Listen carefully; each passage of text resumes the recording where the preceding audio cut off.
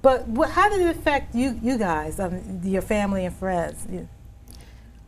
My family was very supportive. I actually lost 2 sisters and my dad to cancer. Oh, so it's genetics with you, think so? It's not genetic, but they didn't die of breast cancer. But I was touched by cancer at the age of 8 when my older sister died at 17.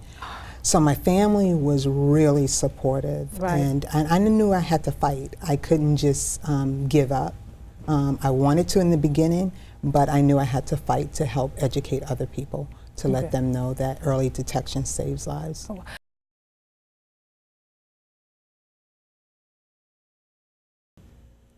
Hi, this is Dietra Kelsey, host of Sistah Talk TV Show, and this is Sistah Talk After the Show. Sitting beside me is Yulinda Lewis Kelly from the live show. She's one of the breast cancer survivors. Yulinda, thank you for staying after the show. You know, what got me, why I wanted to do this show is that in our community, I see that a lot of us are sick. And having this platform, I felt that it was a need to bring people like yourself on to tell people it's okay to get checked out. You know, we always putting ourselves second, maybe last. But sometimes we have to take a break and put ourselves first. I know you explained this in the beginning of the show, but what really made you, after you found out that you had breast cancer, go out into the community to make people aware? I remember the year before I was diagnosed in 1998, I lost my uncle to lung cancer. And I remember telling my sister, if I ever found out I was diagnosed with cancer, I wouldn't want to know. And the next year I was diagnosed with breast cancer. Wow. And after doing research, I learned that African Americans had the highest mortality rate from breast cancer. And I knew I couldn't sit on my story and not share it with the community, especially African American community who were dying more. So I knew I had to do something. So I thank God that I had to go through cancer, because it totally changed my life and helped me to educate the community.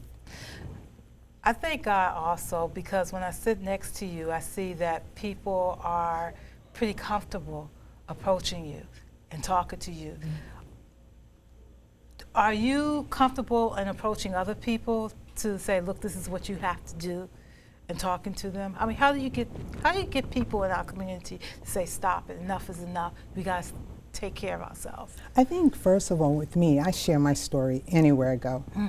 I can be in a post office, in the bank, I'll share that with people. I would make sure I find out if they're getting their screenings, because that's important.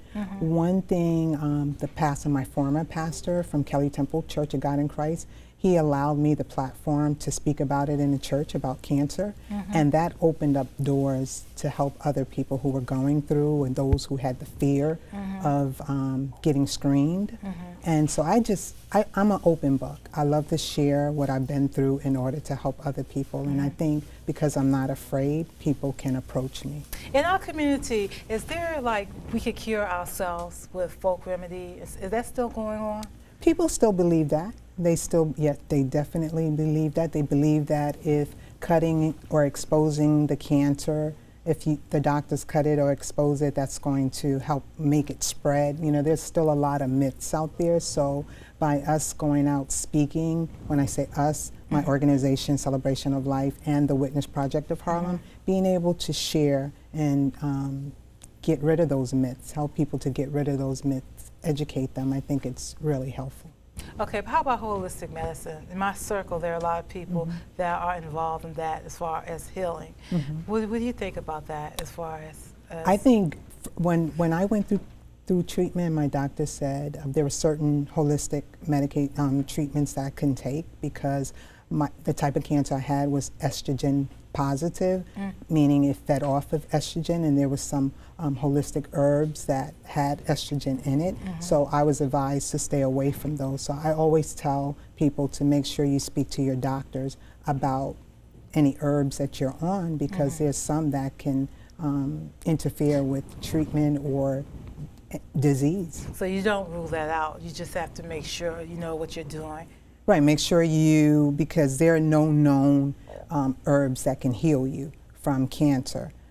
There's no research on that as of today. So I tell them, make sure you speak to your doctor about any herbs or holistic treatment that you're going to go through. You were struck with breast cancer twice. The second Yes. time, was that devastating? I know it had to be devastating for you. You know, the first time was really devastating. And I think because I went through it the first time, God really took my faith to another level. And so when it came back the second time, I knew what I had to do.